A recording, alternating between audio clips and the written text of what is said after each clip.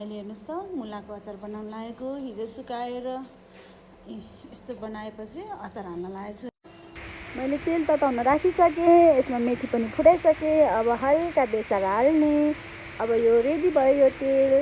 अनि मुलाको अचारमा खनाउने। मैले पहिले तोरी अलिकति पिनेर राखिसकेँ, स्वादअनुसार नुन पनि राखेँ, खोर्सानी राखेँ, अदुवा र खोर्सानी पनि काटेर राखिसकेको छु। ल तोरी पिनेर राख्दा चाहिँ अचार अमिलो हुन्छ, मिठो हुन्छ। मैले चाहिँ हातले मोले है साथीहरू, किनभने मलाई चम्चाले मोल्दाखेरि मसलाहरू भित्रसम्म गएको जस्तो लाग्दैन, त्यही भएर म हातले मोल्छु अचार चाहिँ। अब हाम्रो अचार रेडी भयो।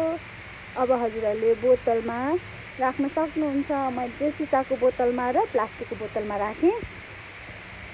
अब हल्का खोज्नु पर्छ, यो हल्का तल मजाले खोज्ने अनि हल्का माथिबाट पछि तेल हाल्ने। रेडी भयो हाम्रो अचार।